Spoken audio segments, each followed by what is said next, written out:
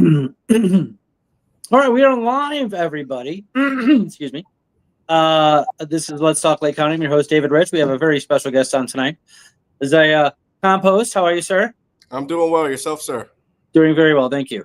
Well, All right, so thanks for coming on the show. I had you on my radio show once before, and like this show is different than the radio show, obviously, and it's dedicated to Lake County, the residents thereof, and topics, events, people, and so on that are I would consider important to, or at least advantageous to know amongst the community. It's not necessarily merely about having people such as yourself on the show, though that's a big part of it.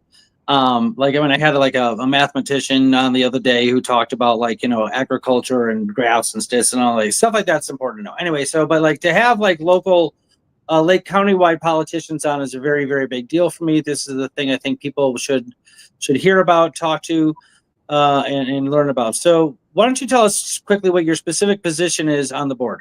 Yeah, sure. Well, first off, thank you for having me. And you betcha. Always nice to get out and talk to the community. So those of you who don't know me, my name is Esiah Campos. I ran for county board in 2022 and won office. I became the youngest and first Latino ever in Lake County on the Lake County board. So very proud of that. It's a historic achievement. But so my current position is county board, and then we also double as the Forest Preserve commissioners. So it's a kind of like a 2-for-1. So on the Lake County board, there's separate committees, and I did talk about this on your radio show, that there are separate committees that we're assigned to, and we have our own. Those committees have their own job regarding governing Lake County. And then, of course, you got the same thing on the Forest Preserve. So, yeah, that's generally what I do on a day-to-day basis. Okay, cool. And since you're privy to the Forest Preserve thing, I was also asked to ask you another question. Do you mind if I ask that? Yeah, absolutely. All right, because I just sent out to people that I know in the area, say, hey, I'm having a board member, a county board member on. Do you have any questions, comments, or concerns you'd like me to bring up to him? And only a couple of people replied. We talked about one before the show, and we'll deal with that all fair. So the lady, a married couple that live in Green Oaks, she said, I have questions about the Forest Preserve and how they decide what areas get controlled burns. We have a ton of invasive buckthorn that comes from FP land, Forest Preserve land, that homeowners end up paying to try to control. Yeah. It's along Old School Forest Preserve path west of St. Mary's. And I'm a professional gardener, and I'll tell you, buckthorn is a pain in the... Yeah. So, can you speak to that at all? Yeah, so I'm not really, that's a very technical question. So like we were saying before is usually staff does a really great job. I shouldn't say usually, all the time. Staff does a great job in identifying identifying a problem and then bringing it to us. And then we kind of approve, disapprove, whichever, we change it, however. But as far as the constituents issue on Green Oaks and the buckthorn, listen, like you said, as you know, being a gardener, buckthorn is terrible. I know somebody's hobby is going around Lake County and taking out some buckthorn. Really? And we're thankful to some of those groups that actually go and do that. But no, as far as there being, buckthorn that's not being eradicated and then causing issues for people who live close to a forest preserve, obviously that is an issue. Yeah. So I will definitely bring it up next time on when I am at the Forest Preserve. I will definitely do so and get this constituents a reply. I'm just writing it down right now. Yeah, no, that's cool.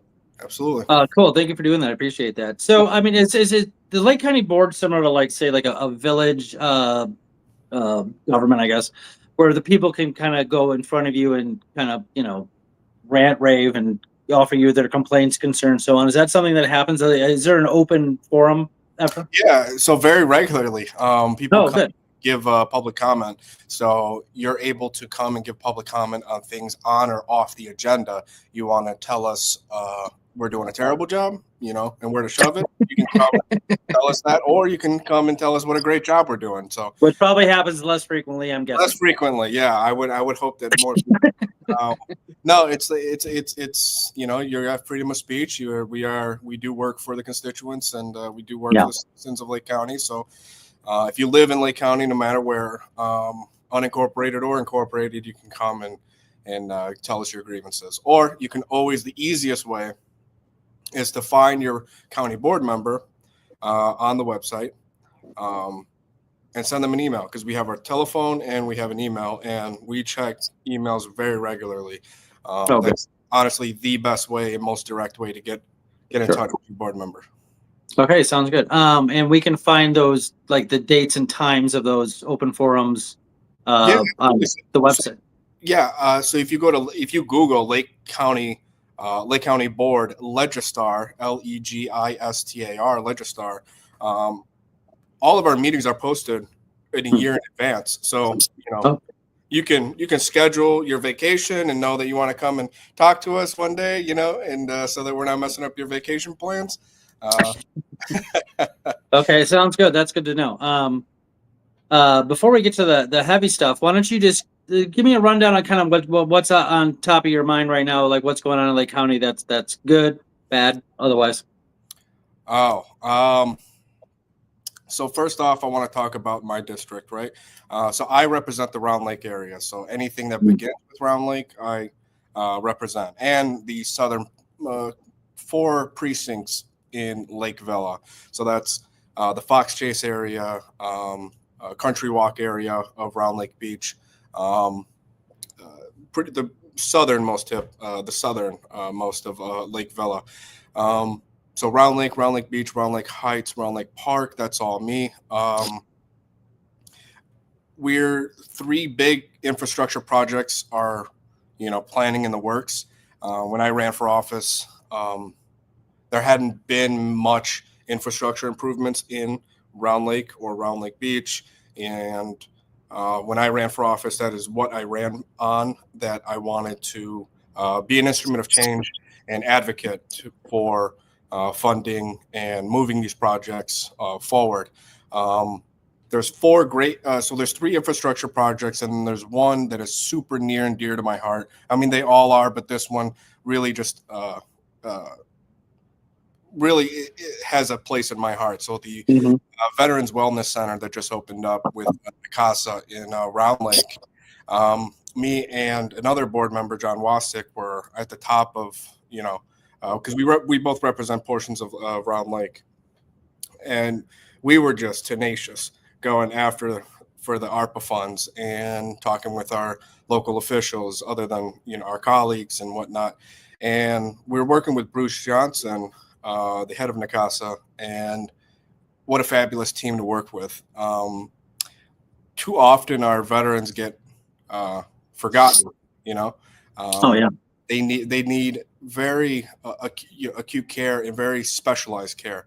PTSD is a terrible condition that not many therapists are equipped to handle. So having something very specialized for the veterans and the first responders to have their own mental wellness center, and having it here in Round Lake is really, really near and dear to my heart. So that opened up in December of 2024. We were at the ribbon cutting, and I'm very proud to have that open up. As a veteran myself, again, that's why it's so near and dear to my heart. And then the other 3, there's the Haynesville project, opening, expanding the road from Haynesville from Rollins Road all the way to Washington. They're cutting down some trees right next to the Renwood Golf Course. So if constituents notice big equipment going up and down the streets, that's why. Again, it's a really good infrastructure project that we're going to have bike lanes finally. Oh, that's great. As a kid, when I was walking down that road to go to the roller rink when it was still there, you had to right on the shoulder of the road, and it was pretty dangerous. And I do still see a lot of kids and people walking that shoulder. But now we're gonna have bike paths, so that's gonna be amazing. Same thing with the Rollins Road project and the Cedar Lake Road realignment. So those are two really huge infrastructure projects that right at the top of my priority list. That's great. That sounds. Yeah. Go ahead. Sorry. No. That's for the district, but you wanted to go some of the heavier things in Lake County, right? So it's no news to anybody that there's a different administration and a different administration with different priorities, and they want to accomplish those priorities pretty aggressively. So yeah, on social media, if you haven't seen, you spoke about Mundelein Moms. They actually, you say break the story, but they have they put out the documentation of pictures of the ICE agents on the Facebook, and that's what got shared all over Lake County. So ICE was in Mundelein, Chicago, Highland Park. There was some reports, just and in Waukegan. I don't want to start naming places, so but those are the ones that came to mind. I want to refrain from that so that I'm not scaring people, But they're in Lake County, and they are arresting individuals. And the governor had recently spoke about it, stating that we would not work with ICE, and that there are laws that we are going to follow, that we are not required to work with ICE. Neither is anybody required to work with ICE. It's just like a regular police officer, right? You're not required to, if you're walking and you see an ICE agent, right, you can just keep walking, right? That there's no requirement to assist in their investigation. Just let them do their investigation and move on. But as it really breaks my heart, it really does. There's really good families out there, and whatever the criteria that some of these ICE agents have been, some of these individuals that they're targeting, I don't know what criteria they fit, whether they're violent criminals, whether they're, sex offenders, etc.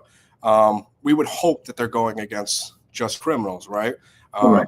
We would hope that upstanding individuals would be left alone regardless of documentation status or not. Right. Okay. Very cool. Have you dealt with ICE before? I mean, it is. I don't ever want to. I'd rather chew off my own tongue than support Donald Trump for a nanosecond. But it is still the case that, like last year under Biden, people were rounded up by ICE on average 200 people a day. Did you? So is this the first time you're dealing with ICE? Or aware of it, I guess. Yeah. So specifically in Lake County, right? Right. Specifically, since it's so upfront and with this new administration, it's taking on a different flavor. It almost feels like Nazi Germany. It's definitely a different flavor. Enforcing the borders, enforcing laws, immigration laws, et cetera, under the purview of the presidency, right? Because they enforce the laws. But that's all I can really comment on this. It definitely seems a different flavor.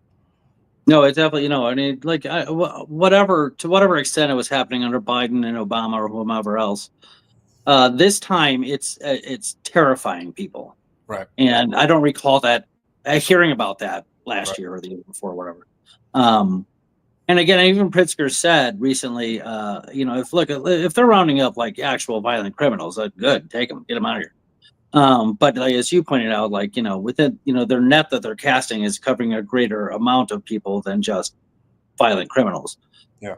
They're getting good, hardworking people who may not be here legally, but they've been here for decades. They have children here. They contribute to their communities and society. They pay taxes. They're law abiding. They're good people. And I'm always a big fan of like morality always trumps the law. And like I don't understand why you would. It's not okay to treat human beings like that. You know what I'm saying? Like I don't care what the law says personally. If you're a violent criminal, yeah, absolutely, you got to go. But if you're a good, hardworking person that participates in your community and so on and so, people like you, I don't see why you would ever go after them. Like it doesn't make any moral sense to me. Yeah. Yeah. Well, go ahead. Well, that's it. Go ahead. No, I was just going to say that wherever the end is going to be,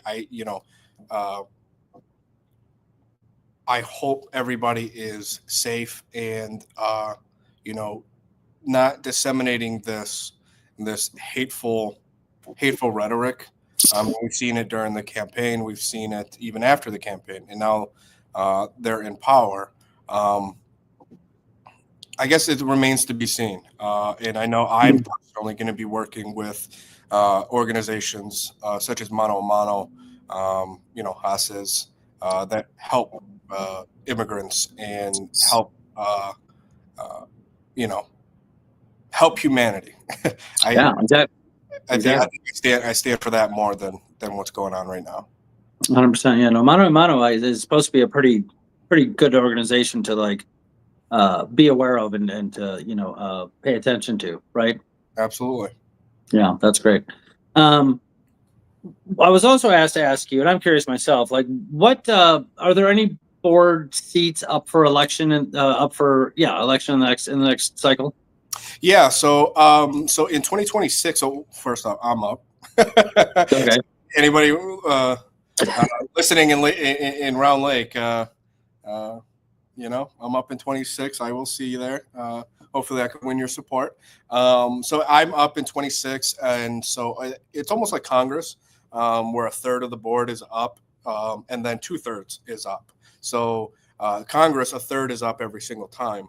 But for us, we have a staggered, a staggered term. We have two 4-year. We have a 2-year term, 4-year, and then another 4-year. Or you could be in one of 3 groups. So it's 2-4-4, 4-2-4, or 4-4-2. Mm-hmm. Right? Depending on when you look at it. Yeah, depending. And so some of us will fall. Majority of us will fall in 2026. And we'll see. We will see how that goes. I know the Democratic side, we feel very optimistic going into 2026. We were very optimistic going into 2024. You never know what it's going to happen in elections, in election years. But now at least us in Lake County, in the party of Lake County, we know where our deficiency are. We know where our volunteers need to go and work a little bit more. We know what messages work. We know what policies work.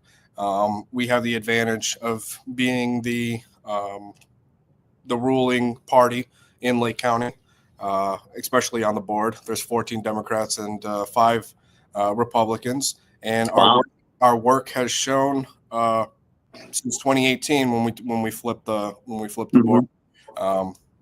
I think we've been very consistent and had some pretty good board members on since then. So yes, we are up in 2026. Majority of us. Majority of you guys, okay.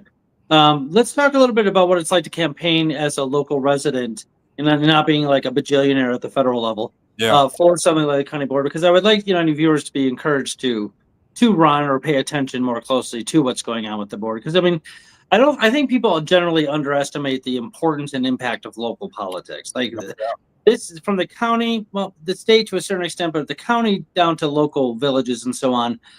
That's where that's going to affect your day-to-day life far more explicitly than the federal stuff. What is it like campaigning for board member? So I guess the difference between running for board and running for, let's say, state senate, state representative, is there are some issues that don't pertain to us, um, such as property taxes, right? So Lake County has 7% of your property taxes comes from Lake County. Majority of it is from the schools, and then the state, federal, et cetera, et cetera, et cetera.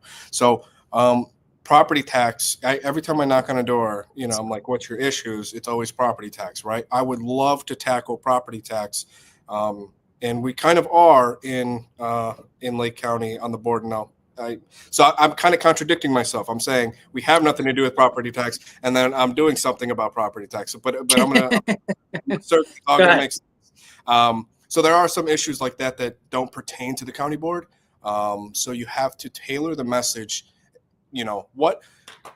What binds all of your towns that you represent together, right? So I represent Round Lake Beach, Round Lake Heights, Round Lake Park, parts of Lake Villa, and then another board member may be Buffalo Grove, Mundelein, whichever, they have to. You have to figure out what message is going to work and resonate with all of those towns, right?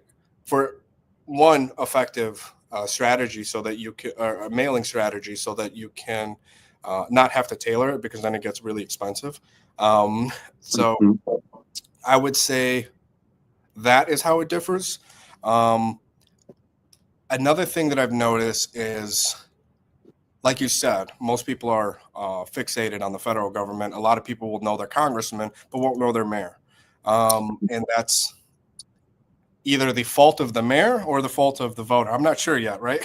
Or probably both. Probably both. I think so when I'm knocking on doors, sometimes I think I've done a good job, and I don't hear it as much, but some people do wonder, well, what does the county board do, right?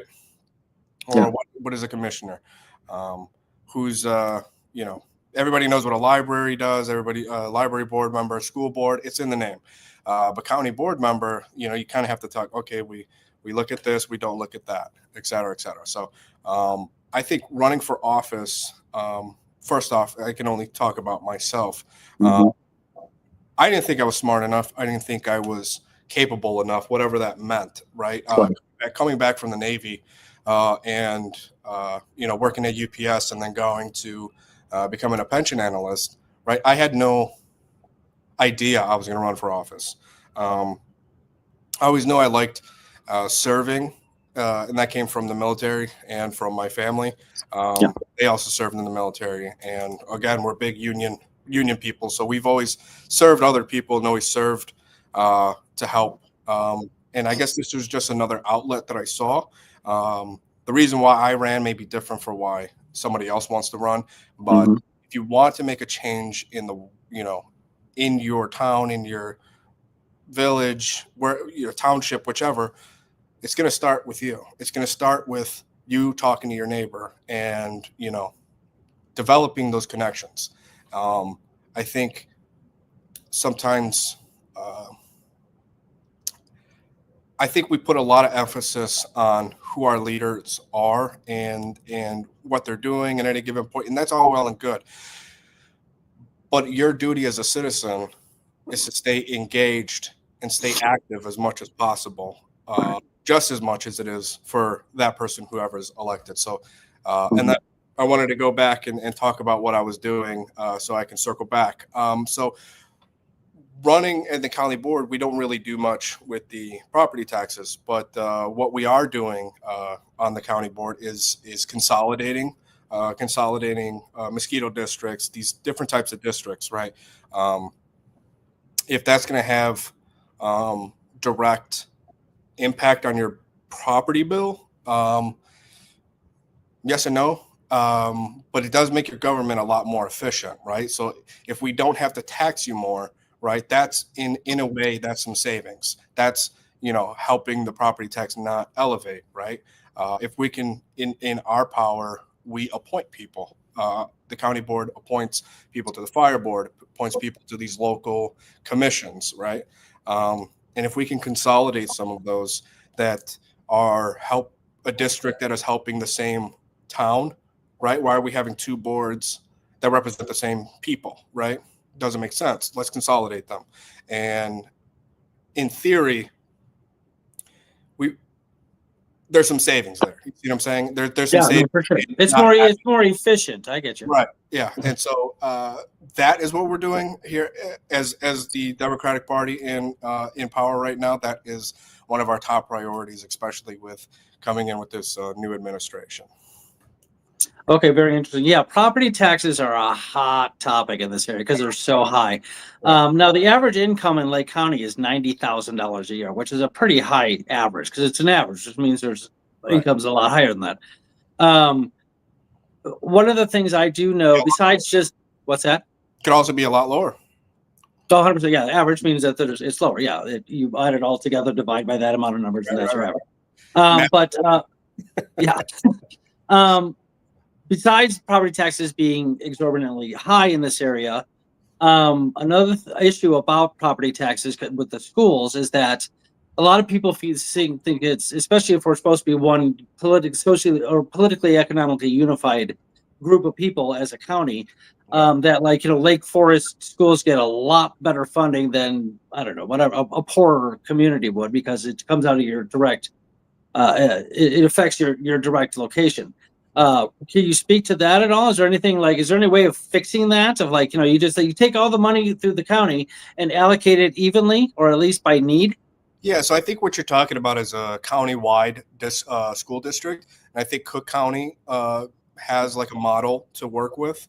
And then, of course, I say Cook County, and then half of your listeners are like, "Oh, the Crook County." What? So, so there's definitely some ways to play around with. There's definitely some ways to alleviate that. Yeah, for sure. Oh, okay. Now, philosophically, do we want to have a county-wide school district? Do we want to have these people run for office? For the board. Now there's 20 people on the board, right, to represent all of Lake County. I'm not sure. I would have to peer through the data and look at, hey, if we were a countywide school board, is there some savings? And what does that mean for, are kids going to be affected? Are they no longer going to go? Are people who now go to Round Lake, are they going to now start having to go to Grays Lake? And then vice versa, right? Is there going to be, that would ultimately have to come from the voter. And to allow that mandate, but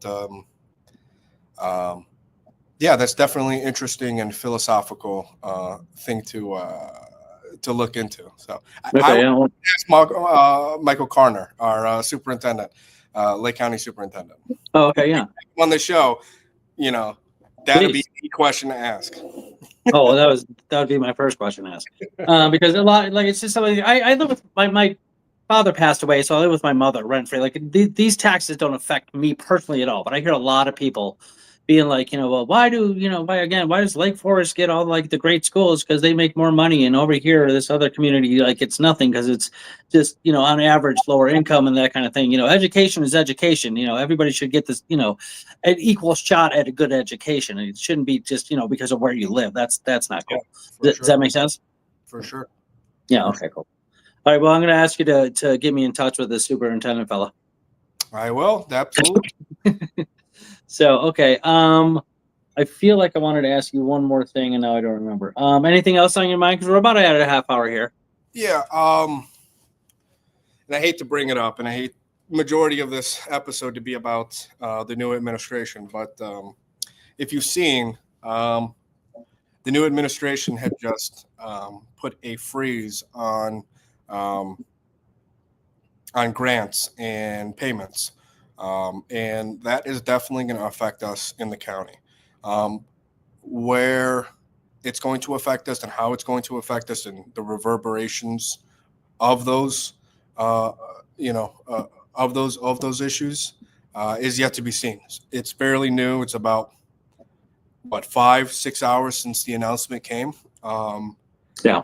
But the staff is on top of it. The board members are on top of it. I've actually been texting back and forth, emailing back and forth regarding what does this mean for Lake County, and then this specific project. And we're getting pretty close, to seeing how this would affect us. But staff is looking at it. I wouldn't, I don't want nobody to panic. But elections have consequences, and is one of the consequences that we are going to see if some of the services that the Lake County Health Department can't provide because they can't get money from the federal government, or this fund is not being funded. That's going to cause issues. That's going to cause some service issues. Again, not being very specific. I'm just very blanket statement.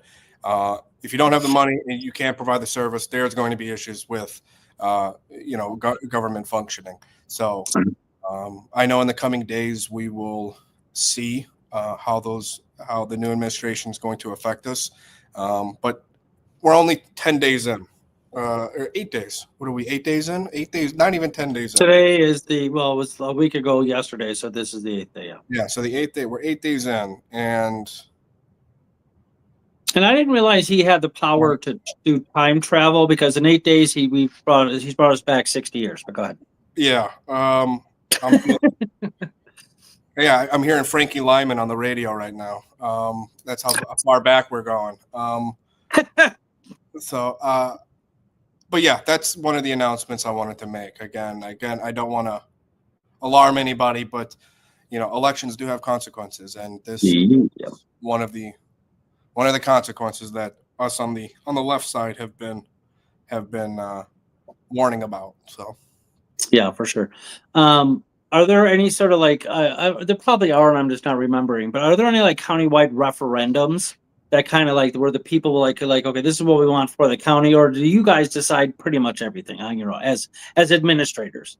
Well, so we did just have a referendum. I know this is not part of your question, but we did just have a referendum, the Forest Preserve, right? And so either that that can come from a governing body to its jurisdiction, right? Just like a referendum from your town. Your town is having a referendum, or your library is having a referendum, right? We have jurisdiction over the entire county, therefore the Forest Preserve does, and also the board does. So we can have a countywide referendum.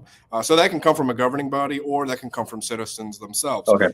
Each referendum pertaining to each governing body, I believe there needs to be a minimum number of signatures and people signing on. It's almost like your referendum's running for office, right? And if they're countywide, you have to have so many people signing on to this. So I do know that there is a legal way to have a referendum brought forth by citizens. Gotcha. Yeah. Gotcha. That's very cool. All right. Oh God, I keep thinking about it and then I keep forgetting. Can you speak to the Vista thing at all? The hospital, the thing that Jennifer Bannock, our wonderful Lake County coroner, has spearheaded. I'm sure you heard about the lady who got locked outside on the roof and died of hypothermia. Yeah, I'm going to give you a very, a very blanket comment. I'll let the investigation follow. Fair enough. Oh, that's your blanket comment. That's my blanket comment. I'll let the investigation okay. But as far as it's terrible. Now here's my human answer. Okay. I feel very sorry for the mother. That's awful. I feel very sorry for whatever had transpired. Nobody, no parent deserves to bury their child. That's a heavy thing to deal with. Oh man. Now, whomever is at fault, whatever had happened, the end result is a grieving mother, a grieving family, a lost sister, aunt, whomever. Right. It's a lost soul. I hope whatever we find out whatever had happened. Right. Well, good. Okay. Cool. I might ask you. Well, I mean, I know Jennifer. I usually get my information from her, but I might ask you like after the investigation is over if you speak to it or something. But okay, referendums, Vista. I think that's all I had for you at the end here.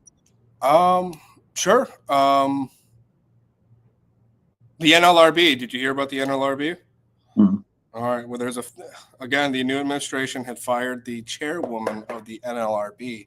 What's the NLRB? National Labor Relations Board. So whenever there's a dispute between labor and the business interest, or when a union is trying to organize and it goes up and once when the NLRB recognizes that election or recognizes that union of representing this specific shop, this specific, it gets kicked up. It's almost like the Supreme Court for the labor movement. So as a labor movement, we want a strong NLRB, right? We don't want our NLRB to be messed with, and it's being messed with, right? So we'll see what happens there. But I know there's some national headlines that I'm speaking on, and I'm more than welcome to come on again when some of these stories develop. And even though I'm a Lake County commissioner, this is my forte. This is my forte is national issues, as well as local. So, but I want you to keep you being a fellow labor movement supporter. You should keep an eye on that as well, and your listeners. I definitely will. I hadn't heard that yet. No, I'm very extremely pro union. Yeah. That's close to my heart too. And and we've talked about this before. We don't have time for it now, but let's just have you back on some other time just to talk about the history of the labor movement, unions, and that kind of thing that literally built this country, by the way. Absolutely. Absolutely. Okay. Well, very cool. Very, very cool. All right. Well, thanks for coming on, man. I appreciate it. Thanks for filling us in and catching us up on what's going on in Lake County. Awesome. You can see you guys doing, you enjoy what you're doing. You really get connected with the community. You don't just, get elected and then turn your back on your constituents, which a lot of politicians do. Yeah. So thank you for what you do and all the time you spend doing it. Because I know you also have your full-time gig as well. I do. Right? Yeah. Anybody who wants to reach out, again, go to the Lake County website, find your board member, get their email, get their phone number. The county gives us a phone, so you can give them a call, or you can send them a text message, or send them an email. Email is the best. Same with me. The people that you have asked about, the Green Oaks, as well as the farm in Mundelein, have them reach out to me, or if they're listening here, reach out to me, send me an email, and I would definitely follow up. That is the best way to get a hold of your board member. I don't have a keyboard because I'm using my tablet. Could you just sort of tell us your email address? Oh yeah, so it's Campos, ECAMPOS at lakecountyil.gov. Campos at Lake County. Wait, say it again. il.gov. il.gov. Okay, gotcha. All right, good. Very cool. Thank you again, Esiah Campos, Lake County board member, sir, and all around great guy. Thanks for coming on the show. Always a pleasure talking to you. Yeah, I will be in touch. All right, thank you, sir.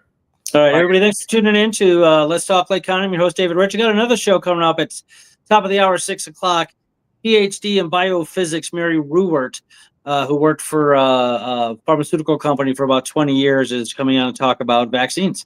So that's we can get some actual credible insight into the massive controversy that is vaccination in this country. So stay tuned for that. Thanks a lot, Esiah. Good to see you. Talk to you guys in about 20 minutes. See you guys later.